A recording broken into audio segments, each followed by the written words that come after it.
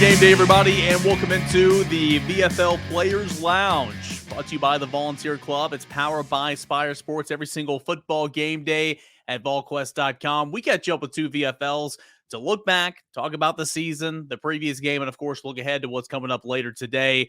And today, that is Tennessee and Kentucky. So, really looking forward to it. As always, during the game, you can follow me on Twitter at _Cainer, at a Volquest _on3. And of course, the General's Quarters will have a live in-game thread going on. It's a big one.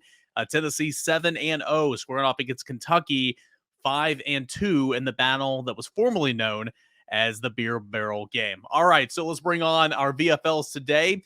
Both of these guys have joined our, Volquest network of podcasts here this season so far. So bringing on a former quarterback, Heath Shuler. Heath, thanks so much for joining us today. I know you're really excited for what's to come here later on this afternoon. Oh, absolutely, Eric. Thanks for having me on the show again. Absolutely. And then we're going to bring in Aaron Hayden, who was, I believe, on the Rocky Top Rewind this past week with Brent Hubbs. Aaron, thanks so much for your extended time here today. Hey, thanks for having me on, Eric. Looking forward to it. So, obviously, you guys played in some big football games. You guys, bleed orange, love the University of Tennessee. Aaron, I know that you have a son that's doing some big things and have had a couple of boys actually do some big things in college football, but you're still locked in and loaded on Tennessee as well.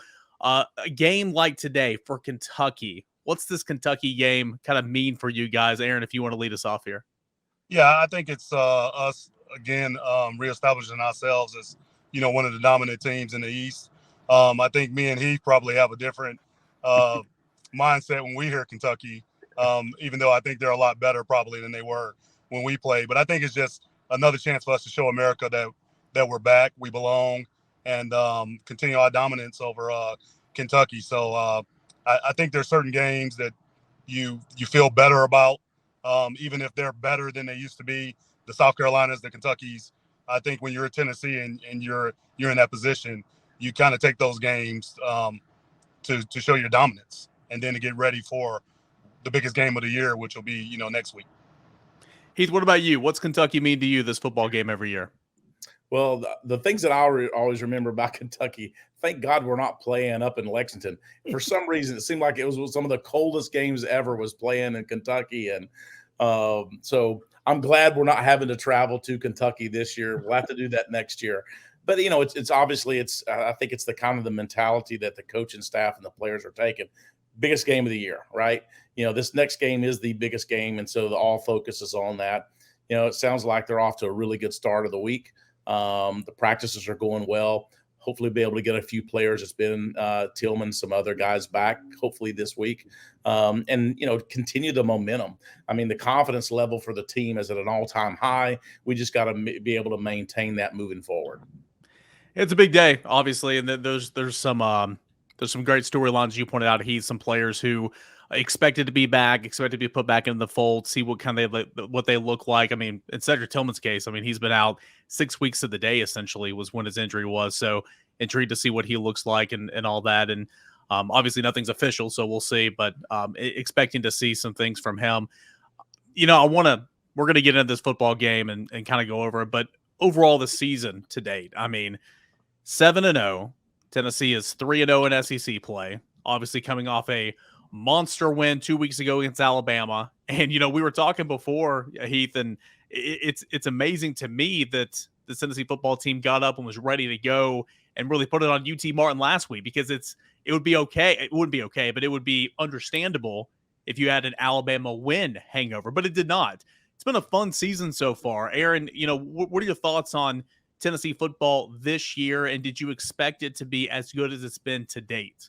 I mean, I don't think anybody can say they expected it. We were hopeful that we would be back, but to officially say that we're competing, for a playoff spot or the SEC championship, I think if we're all being honest, that we didn't see that coming. So to me, what I've been most shocked by is their ability to focus in, just like you talked about with UT Martin, with Alabama, with having the breaks break against us, with laying the ball on the ground, and then we come right back and score, and then Alabama score, and we come right back and score, and just they have a chip on their shoulder. They play together. You can see the camaraderie on the sidelines when people are coming off, good or bad, when things happen, and that's what I've been really, really surprised to see, to be honest. But I think it's been real fortunate. This team they got a lot of fight. I told somebody on the radio last week, this team is defending the Big Orange like we used to do. They're not just trying to be good and hope good things happen. We went out there to fight and defend that power T, and that's what I see this team doing. Yeah, I don't want to make this all about the Alabama game, but it's the best moment that's happened in Tennessee football in the last 10, 12 years. So, I want to ask the more former Vols that I talk to, like you guys, I want to ask, what their opinions on it and everything is. Heath, when you watched Tennessee take down Alabama a couple weeks ago, what's the joy that was inside you in that moment? What'd you think about it?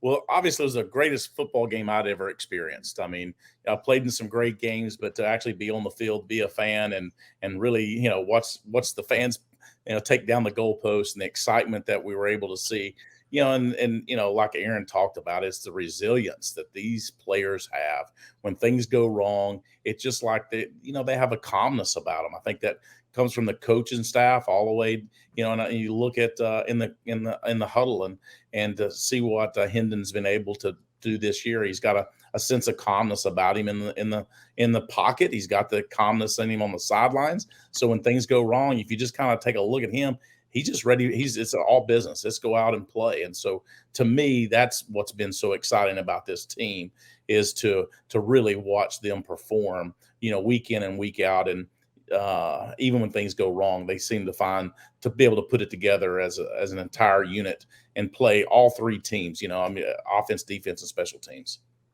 Heath, does that have to do with leadership? And I would imagine it would. I mean, I know you guys, both leaders when you played in those respective locker rooms, and good teams thrive on good leadership. And there's been some guys who have been on a couple different coaching staffs, been through a lot, and seeing the team grow in this maturity level. I think it all stems one from the head coach on down, but also from those Hendon Hookers, from those Latrell Bumpuses, from those Trayvon Flowers who have been here a while. I know Hendon came in, but have been there, done that. And I feel like the leadership in this locker room, Heath, is a big reason why you see this team never fall down. Adversity hits, they come right back, stuff like that. Yeah, I think you look at it is there was over 33, 35 players entered the transfer portal. One of the most in the Power 5 schools. And so what was left? It was a new coaching staff that truly wanted to be the coaches at the University of Tennessee. There was other coaches that actually turned the job down, but once, in the years past, obviously, but, looking at, bringing, a head coach, it was at UCF, Danny White obviously knew extremely well, to put this coaching staff together and that coaches want to be there. And those players that were remaining, they bled orange. And so they wanted to make a difference, and they did not want their career at the University of Tennessee, to have an asterisk by it about the numbers of coaches that had been there and the problems and issues. But instead, they wanted to start seeing how they could, perform at a very elite level and put themselves in a situation where they can compete for the SEC championship and compete for a national championship. I mean, it's quite remarkable how the leadership, and I think it also starts at the very top of the school. I think you got Randy Boyd, you got the chancellor, and you got Danny White and the coaching staff. I think that's filtrating not only throughout the athletics, but throughout the entire program. What you're seeing we really have the right people in place on campus. But still, even with that, it's kind of surprising that you're already where you are. And I know the finished product's not there. You're 7-0. You got to finish the back half of the regular season. That's right. You got a big game coming up today. You got a big game coming up next week. They remember what you do in November. Didn't we hear that 1,000 times, Aaron? Yes, sir. Do in November. They remember what you do in November. And in the SEC, each week is this week. I mean, that's what you sign up for. Each week is this week, and you want to be in those games that matter. I mean, it's been a while since we've been in those, but you want to be in those games that matter and decide things. And that's where they are. They got themselves right in perfect place. I guess as a former Vol, a guy that did a lot of great things here, Hayden or Aaron. I've been calling you Hayden all week. I apologize. Aaron Hayden, obviously. As a former Vol, you feel like you have so much pride in what you're seeing out there every single Saturday. And of course, you're always prideful every time the Big Orange takes the field. But, seeing the brand of football, seeing the way that this team is interacting with the coaching staff, obviously, but with the community and the fans, it just feels different this go around. And again, I think it's a testament to leadership and coaching. Yeah, I'm going to piggyback off what he said. I think for a while now we've been separated as far as alumni, the board, the athletic administration, the AD, the head coach, and we all been pulling in different directions. Depending on what part of the country you're from, I think you were pulling in a different direction, and some people support it. But this is the first time I think that all the wind is right behind the sails, so to speak, and it just feels good. Like to be a Vol and be able to, I'm going to rep my Tennessee gear regardless if we're 0-10 or 7-0. But to really be able to talk the way that we like to talk as former Vols and represent our school has been really, really, really cool. And to see guys like Heath there and Al Wilson and, Peyton Manning, the great players, be back involved and you see them on the shows and right there rooting the team and in the locker room and things like that. I think it's really, really been a real cherished moment for me. Just to be honest, I think we're getting at that age. So I just like the fact that we're all rowing in the same direction. And then the other thing that I would speak to that he probably won't take credit for, but I think we've always been good when we've had that guy in the pocket that's in that huddle that can do special things. And he was one of them. Peyton Manning was one of them. The Eric Cain, those guys. And I think Hooker is like that. So I don't ever undermine or underestimate that leadership from the QB position, because he's got to be the captain of the field. Guys got to believe that he's their guy. They got to believe he's willing to, stand in there and do the things that it takes to win games. And you kind of want to be wild by that guy. And Heath was one of those guys, like I said, and Peyton, and we hadn't had those guys, in a while. And that's not a knock on anybody, but I think to have that guy that showcases himself, showcases his talent, it has a lot to do with why we're winning. Yeah, no doubt. It certainly helps when you have a quarterback that can change the game. And Tennessee obviously has that with Hendon Hooker. Heath, the stage is yours, man. What have you seen from? I know you get asked this every single day and every single week after another game, but what have you seen from Hendon? Because he was good last year, but he's better this year. What do you like about his game? What's impressed you so far this season from Hendon Hooker? It's really been his maturity, just on the field maturity, because it takes a lot of repetitions and confidence in yourself that when you're in that pocket and he's in that pocket and he is so relaxed. I've never seen a quarterback more relaxed in the pocket, and he is waiting for his guys to get open, throw him the ball, and he has confidence that they're going to catch the ball. And so to me, just the work and the amount of effort that he took in the offseason to be able to, kind of hone in his skill set has been quite remarkable. And in addition to that has been his leadership. I really see the leadership, when you're at practice or you're watching on the game. I mean, he's not a rah-rah quarterback. He's not the guy that's running around, getting people. But I think it's that, people look at him because of the way he plays on the field and the confidence that he presents to himself. It carries over to his teammates, and that's a true sign of leadership. And so I've been really blown away with his performances. I remember when Josh Heupel got hired, and one of the first things he said about the quarterback position, one of the first things Joey Halsey said, quarterback's coach, said about the quarterback position in this offense, you need to make the throws. It's great if you can extend plays with your legs. You don't have to be dual threat, but the most important thing is you've got to be able to have the ability to process information at a fast clip. Going up there, checking at the line. I mean, Hendon and Jalen Hyatt, a couple of their touchdown throws and catches this year have come off choice routes or checks at the line of scrimmage. I feel like Hendon Hooker, Heath, has been able to not only do everything athletically, but he's smart enough to process all this stuff. And it's the perfect system for him with the perfect coach. And it's just clicked so far. Well, it's really, it is football, but I think the best way to explain their offense is really a fast break basketball. It's like Aaron Hayden when he played for the Lakers, on campus. Aaron probably won't tell. He was an incredible basketball player. We had some really good basketball, and it's like the point guard. And so, Hendon Hooker's like Aaron was, dribbling the ball down the court and making those fast plays. And that's the way this offense is designed. That players, wide receivers are taught to get to the open space, the open grass, and find that a hole where the quarterback can see you, get your numbers to him, and make the throw. And it is a fast break. And so there's there is a thought process obviously to it, but once you're on the same page with your players and you're able to, to really understand the offense, it starts clicking exactly the way it is. And, other thing I will say is, people don't give them enough credit. We want to talk about the throwing.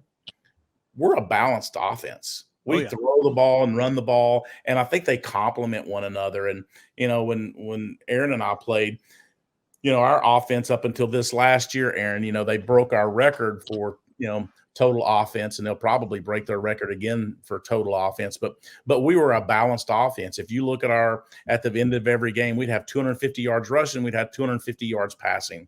And so, having that balance really keeps a defense off balance, and to be able to, kind of, take what they give you. And with it, having a good offensive lineman, because this offensive line has been spectacular this year. They're able to run block and they're able to pass block exceptionally well. And thus, the reason for the success of the offense. Yeah, Glenn Ellerby, offensive line coach, coined it last week on Vol Calls. It's like a Friday or a Saturday Night Live skit each and every day in that meeting room, because this offensive line filled with so many different personalities. And you're right. I mean, they have been spectacular all season long. But the ability to run the football, Josh Heupel said that from day one, that in order to get to where they want to be, they have to be balanced. They have to have a running threat. And I think Jabari Small and Jalen Ryder did a really nice job with that. But also, Aaron, it helps when you're throwing to guys like this right here. I mean, Jalen Hyatt, what type of rhythm is this young man in so far right now? He went from 5 touchdowns to 10 touchdowns. Now he's got 12. He is on something right now. Yeah, I'm so impressed by the kid. And I'm telling you, he's super competitive too.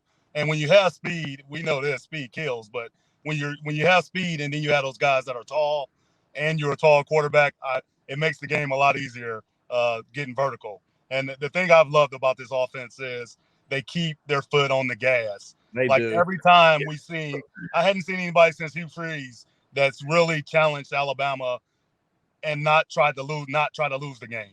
Like, True. We kept trying to win the game. We wasn't trying to, hey, let's see if we can hold on. We got a lead. He kept his foot on the gas. The receivers kept their foot on the gas, and like he said, they take what's there. And if you give it to them, if you spread out, you get in the cover 2, you put the safeties on the island, we're coming at you. And if you back out of there and try to play cover 4, we're gonna run it down your throat. So like I love the fact that we're setting the pace, and that hadn't happened in the SEC in a long time since. I mean, it's been a while. I mean, we did it when we were there. You didn't dictate to us; we dictated to you. But that's what I like that I've seen out of Tennessee's offense is there's no let's control this thing. No, it's like whatever's there, we're taking it, and it's your job to stop us. And I keep telling people, if you can't score 40 points, you're not beating Tennessee. That's true. That is so true. I mean, Aaron, you said it right. I mean, just to be able to what the explosiveness that they have has just been quite remarkable this year. I mean, I love watching the game. I mean, you can truly sit back and as a fan and just sit back and say, wow, look what they're doing on this field. Unreal. Yeah, and what I love too is it's kind of a sidebar, but when you got Jabari Small or Jalen Ryder, whoever running the football, and they pick up a couple yards, and then it's kind of like that stalemate or whatever. And then you see the offensive lineman pushing that pile. It's just like a complete buy-in. It's a want to. It's a hunger. And again, that's not something you've seen from some Tennessee teams in the last 10 or so years, but you're seeing it from this team. I want to look at it to Kentucky. Eric, go ahead, Heath. 1 second. The Alabama game, first quarter, when Jabari Small was, I guess, he had made kind of you got 2 yards or 3 yards, and he kept kind of giving it that effort. And then you watch that offensive line absolutely just run right over top of the defensive line of Alabama. That set the tone for the rest of that game for our offensive linemen. Yep. That set the tone. And sometimes it's not the touchdown, or sometimes it's those small plays. And Aaron will tell you, when you look in that huddle and you can see the eyes they don't huddle a whole lot, if ever. But when you're able to see the offensive line and they've got that look in their eye, Aaron knows this. You can run for 100, 200 yards that game because of what they bring to the table. And they did it, and they set the precedent on that play. There's I don't have the clip here. I mean, they kept a great offensive line. I mean, defensive line, probably the best in the country. and I don't know that they ever really got to Hooker. I mean, No. and we know one of them is going to be a top 3 pick in the NFL, and they handled them very well. They're playing he makes a good point. They're playing at a very high level on that offensive line and defensive line, in my opinion, way over anything that anybody would have foreseen before the season. Yeah. And I have a clip. I don't have it in here in the studio right now, but I do have a clip. I think it was the Ball State game, the opening night, and it's Jabari Small running. And it's right there in that south end zone. They're scoring a touchdown, and you see the entire offensive lineman pushing, and then you see Javonte Spraggins pretty much pick him up and throw him into the end zone, which that's probably a penalty, but hey, it looked awesome. It just kind of sets the tone. And as a running back, as a lineman, I mean, that just, as a football fan, that just got to get you going. So just another example. I want to look ahead to Kentucky here in a moment, but before we get into Kentucky, I do want to ask you both, and I think Brent has asked you both separately when y'all have joined us before. Heath, we'll start with you. You have a son, Navy, who's on this team. How cool is it to play dad and obviously go cheer for your alma mater, cheer for your Tennessee Vols, but seeing Navy interacting with his teammates, this coaching staff, how is it being dad so far this year? Well, it's really even hard to describe because, it's a dream come true for him to be able to, put the orange on, wear the 21. Aaron was the first guy that says, "What are you? Are you like a linebacker or are you a running back?" Aaron was the first person that says, "Who is this dude wearing 21?" So, but he didn't have no choice. Hype actually threw him the jersey and said, "This is your jersey. You're wearing it." So, but I think that's the one he wanted to wear. But I think at the very end of the day, I look at it like it's a dream come true. I mean, to be able to watch him and he running out on the field for the very first time, getting an opportunity to take some snaps in the game. So it's been really awesome. And just, it's one thing to be coached, but it's another thing to be able to, Joey, what he brings to that quarterback room. I love the fact that he is being mentored and coached by incredible men.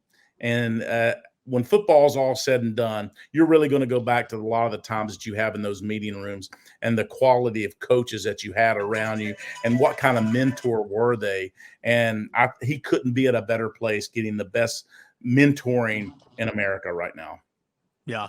And Aaron, for you, obviously Chase, your older son's had played in big time football games before in the SEC and around the country, but now your youngest, or I believe your youngest anyway, Dallin, is at Ohio State, true freshman there. How has that experience been watching him play on Saturdays and just kind of soaking all that in? It's been really cool. I've gotten to learn the Big Ten because Chase is at Illinois and Dallin is at Ohio State, and he's actually my middle son. I actually got one more that's actually a QB, so we'll see how that works out. But he's a 12-year-old QB. But the experience with Dallin's a lot like me, to be honest, Eric. So personality's the same. So to be able to just talk to him and see what he's going through, and they're in the national championship races too. He's getting a chance to play as a true freshman like me and Heath did. And so I'm just talking through a lot of things, and it's really fun to be there. I would see what Heath would have to say to this. Sometimes it's challenging because what's happening. When they say this, when the coach says this is what's going to happen. He needs to wait his time. There's some freshman things that they don't take as serious, like tracks and ball security and technique on blocking. They just want to make runs, and I can hear the coach, correcting him on that, and then I have to correct him on listening to the coach. So, when you have success early, you just think, I'm just going to use talent. And so just to watch his growth has been really, really cool. And to be part of that. But it's also been fun for me to have Tennessee. Hopefully they're on the crash, a collision course to where maybe they could play each other. And because, I bleed orange. So if they play each other in the playoffs, I'll be cheering for number 5, but I'll be wearing orange and rooting for the Vols. See, I feel like that'd be your worst nightmare, right? No, it'll be cheaper on me because I plan on going to both games. So that'll be one thing. I'm already frugal, so it's cheaper for me. And then we have so much fun talking trash about our program. No one knows anything about. Let me tell you what, that group you're talking about, the offensive line meeting room.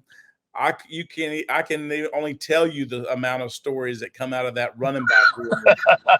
When Aaron and Little Man and Charlie and Mose Phillips. Oh man. Yeah. It was actually, I mean, I'm telling you. And, Aaron got to play a lot as a freshman and, was our starting tailback, he and Little Man. And it could not have been to be able to watch him mature over those years and how he become a much better running back after, from his freshman year as a great running back, and just to be able to watch his career. I mean, in the leadership role that he took early on, especially in our freshman class, because we had a really special freshman class. Yep. I mean, we were from all over the country.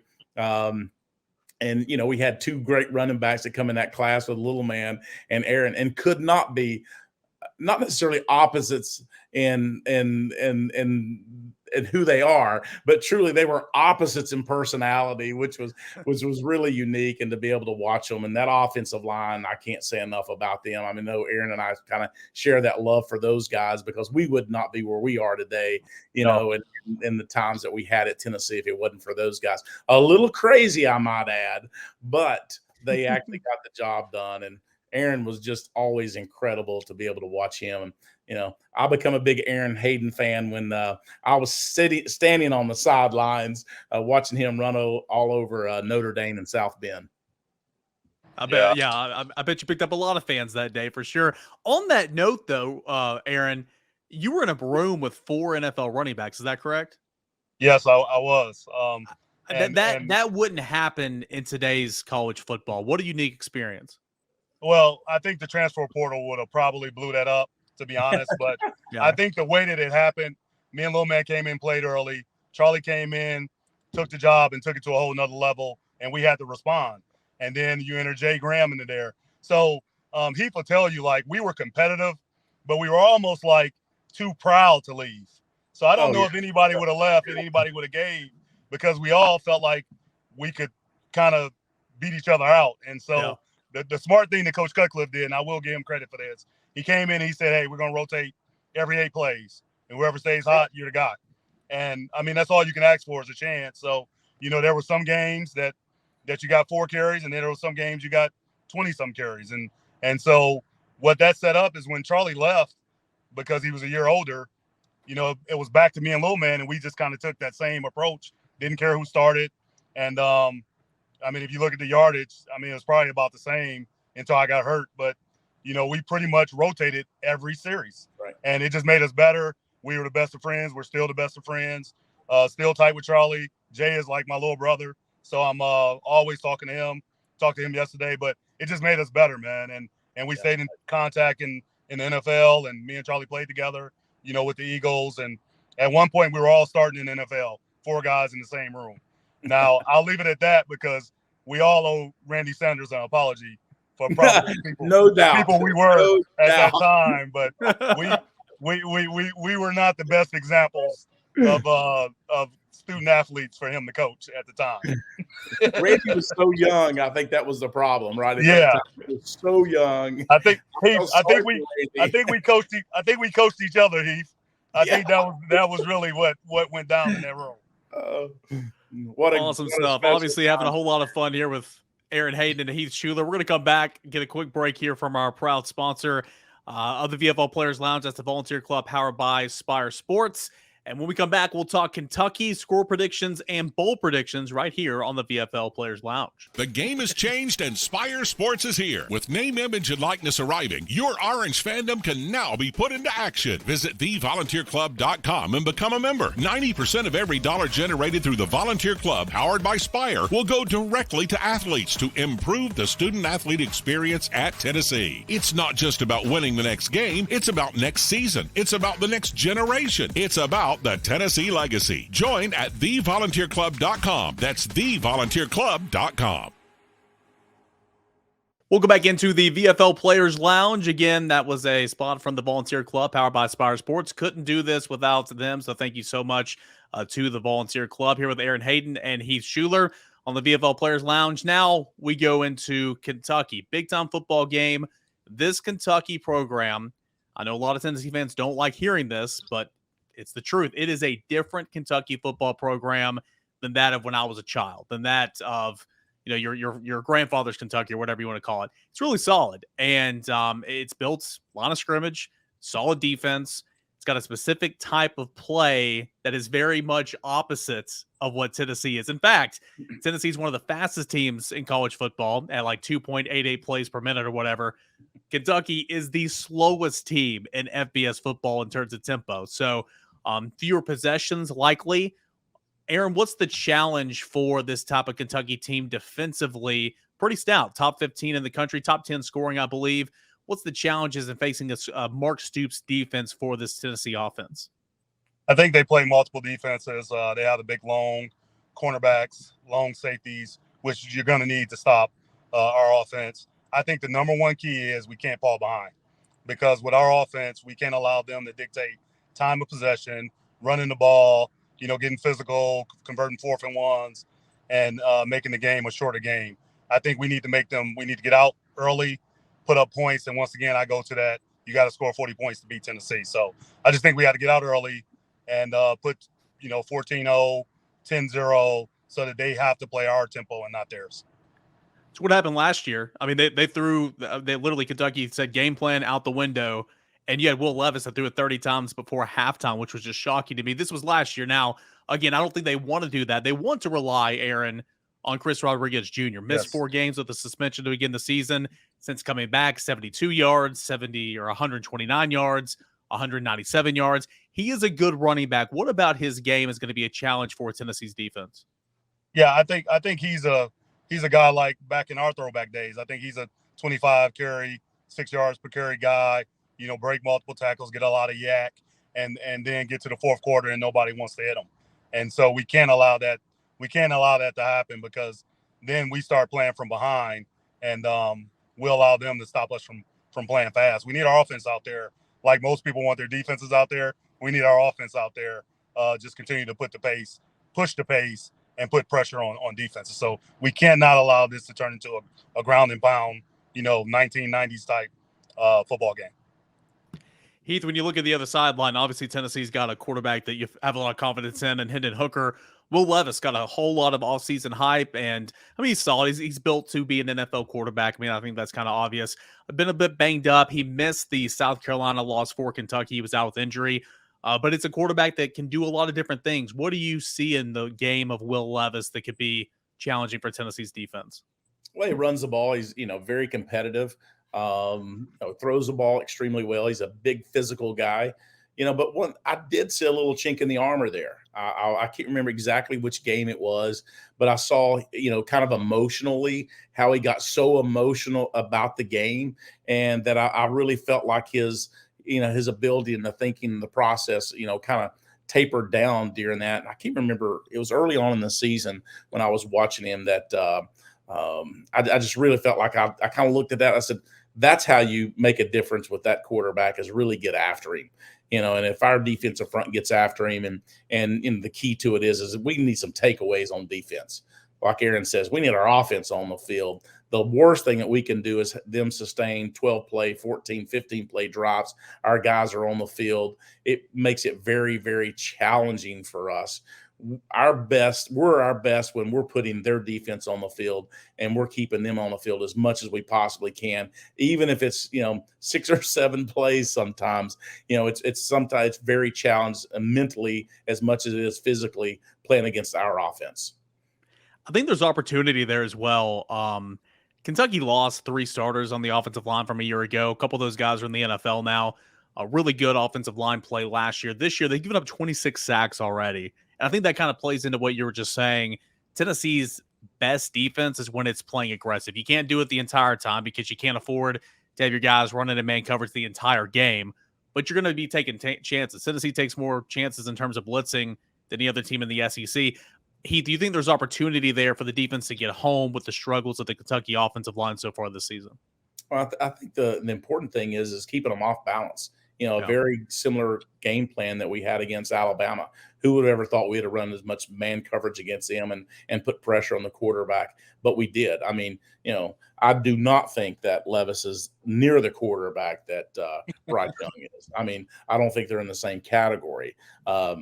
I just don't see that. And as much as Bryce got hit, he found himself, he picked himself back up and was still slinging the football. I just don't think that you're going to see that same thing with Will Levis and his ability. I mean, I'm not trying to take anything away from the guy, but there's just something that I saw in one of the games prior to that. You get after him, he gets so emotionally that he just doesn't think straight. Aaron, Kentucky had the off week, the bye week last week. So 2 weeks essentially to prepare for Tennessee in this tempo. Tennessee played UT Martin. I know it's not the same thing, but it's almost like a level playing field, except Tennessee went out there and got some game reps. How much of a difference, if any, with the exception of just getting healthier, I guess, do you think Kentucky benefits from having the off week last week heading into this game? I think the only benefit is if you're going to come out there and try a scheme that Tennessee hadn't seen and hadn't prepared for. I think actually playing a game and having a easier opponent because you actually got reps and got people off the field healthy. I think Tennessee actually has the advantage. Here's the other advantage that I don't think anybody's discussing at this point. Coming in Neyland with the way that place is rocking right now, like it used to, that is worth 14 points by itself. Heath will tell you that. It's worth it because they're going to jump off sides. They're going to feel bad with each other. The quarterback already is emotional. They'll start arguing with one another because of our crowd and the intensity that when the team starts doing great things and the intensity that you feel in there. So that's the other part is I love that we have these games at home, these big games at home, because I really believe you start off 14 up, 14-0 just by the crowd. And I'm not being facetious. I would ask Heath what he thinks about that because it's an advantage, man. Well, look at they talked about the number of penalties that Alabama had, 17 in the game, but of those 17 penalties, almost half of those were because of the crowd noise, delays of game, movement on the offensive line. And the other thing that, goes unnoticed is the bust or the ability to communicate at that offensive line, the things that you don't see from a yellow flag laying on the field. Those are the things that so if there was that many bust in movement, then I think you're going to have equal that amount of bust in the offensive line. Oh, I thought he called I didn't know he called it off. I didn't know he changed protections. It's going to be it's a difficult and challenging place to play. And it's we're kind of getting, back to the way Aaron said, back to the way it used to be, especially that south end zone. Those guys down there in the south end zone are just crazy. I mean, with the body there and the people yelling and screaming. I mean, that is not fun for an opposing team to play. I was in the south end zone when the kick went through for McGrath in Alabama. And I mean, you had to sprint to midfield because you were going to get trampled because they were storming the field, which is pretty neat. Guys, we're about to end this thing, but something I do every single week, and I always love the unique perspectives from former Tennessee football players. So I'm going to ask you guys score and bold prediction for what's coming up today. So score prediction, self-explanatory. What do you think, the score is going to be today? But also bold prediction. It can be, Hendon throws for 5 touchdowns. It can be a defensive score. Well, whatever you think it might be. Heath, if you want to start us off, what's your score and your bold prediction for Tennessee, Kentucky today? I think it's always challenging to kind of figure out what's going to happen to a score. As far as the number, I don't know what the number would be, but I think Tennessee by 13, 14 points, I think would be a very solid victory. And get us ready for the Georgia Bulldogs. I would take that. Hey, I'll take a 1-point victory. At this point in time, but I really feel that we should be 14 points ahead of these guys. Certainly, if we start fast and we get a turnover or two, would be helpful. What about a bold prediction? You got one? Like a bold prediction? Another word, like an exaggerated, like something that could happen. Maybe a special teams touchdown. Maybe just something that might happen in the football game that's kind of a hot take, a bold take. Yeah. Oh, I see. Yeah. So, I'm looking for a pick 6 early. I want to see a pick 6 early. That's or a score. I mean, that's truly what I'd like to see. I mean, I think our defense are really going to get after these guys. Awesome stuff. All right, hey Aaron, you're up first, or you're up next. Score prediction, bold prediction for Tennessee and Kentucky today.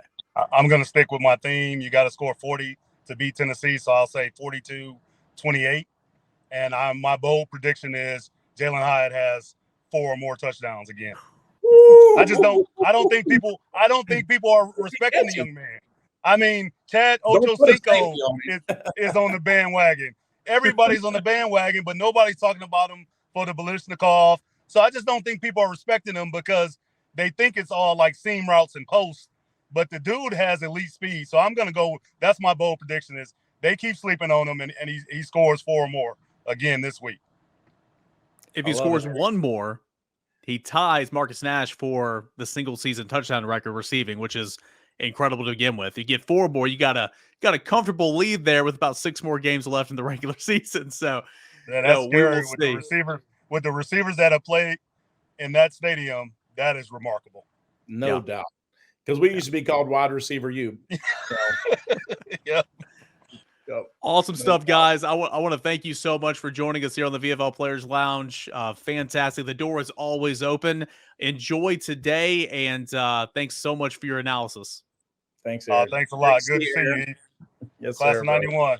All right. That's Aaron Hayden and Heath Shuler right here on the VFL Players Lounge. Brought to you by the Volunteer Club, powered by Spire Sports. As always, thank you guys so much for tuning in and hanging out with us here today. It's Tennessee and Kentucky coming up later tonight, 7 o'clock on ESPN. You can always follow us in-game live coverage with the game thread on the General's Quarters, on Twitter at Volquest_3 and of course my handle is Eric Cain. That's at @_Cainer, and you can find us on Twitter, the General's Quarters, and all that type of stuff. Guys, thank you so much. If you're watching on YouTube, please pound that like button, get it to 500 likes, and subscribe to the YouTube page as well. $1 for 1 year. If you haven't already, sign up. There's no greater deal in the history, and it won't last long. So $1 for 1 year for the VFL or for Volquest.com over on our new home at the On3 Network. Guys, thank you so much, and enjoy game day. This has been the VFL Players Lounge.